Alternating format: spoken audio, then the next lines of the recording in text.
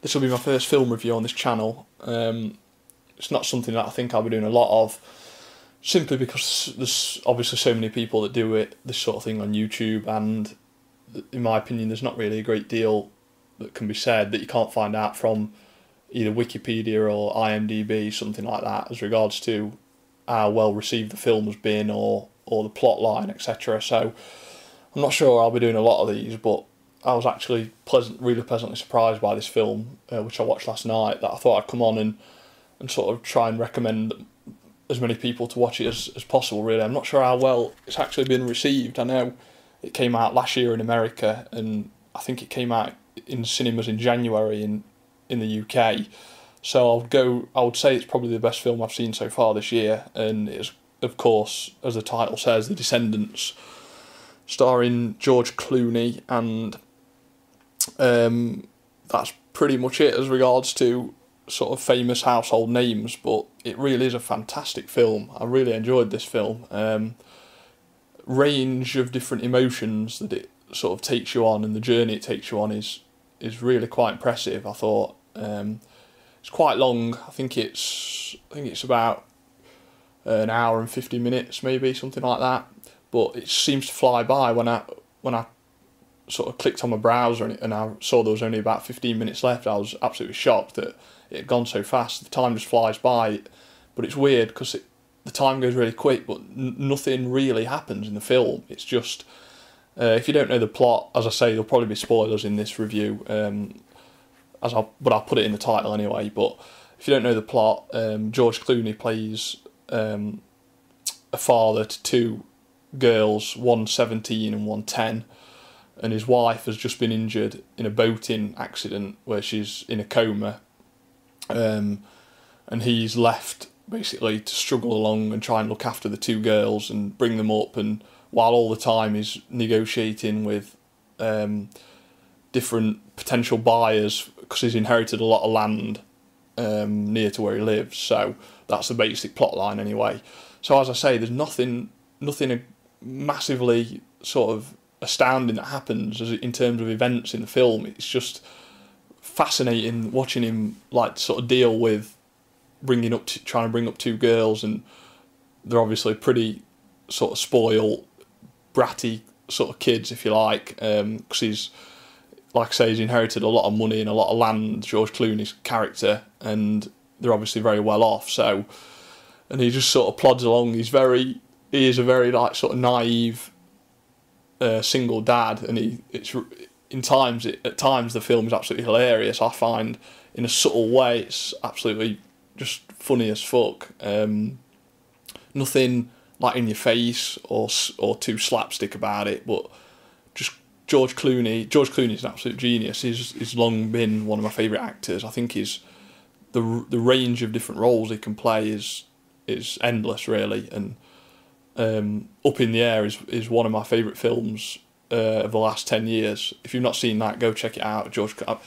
That's another one that I don't think get such a wide sort of reception, but it was absolutely brilliant film. As I say, one of the best films of the last decade, in my opinion. I absolutely love it. But and this is kind of similar. He plays a sort of in terms of the subtle sort of comedy, and there's a lot of comedic expressions and just body language in this where it just sort of, you sit back and you sort of chuckle to yourself, and it's just really quite sort of funny, and but as I say, not in a slapstick or obvious way, so which is what I like out of my comedy films. But there's also, like I say, a serious side to it, and spoiler coming here, but I think a big positive factor about the film is the fact that you find out after about 10 or 15 minutes of the film that his wife is actually going to die.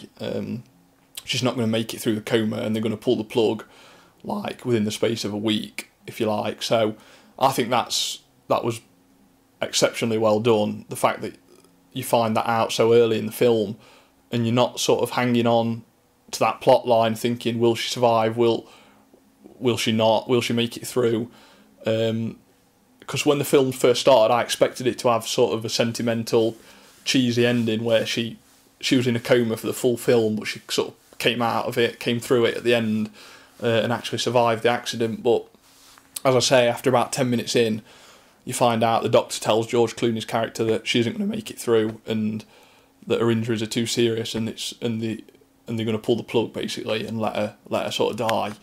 So it's then goes on to his way of telling people, his two daughters, their friends, his wife's mum and dad, who are absolutely hilarious, and yeah, just the way he goes about dealing with being a single father basically, and it's really it's fascinating, absolutely fascinating film.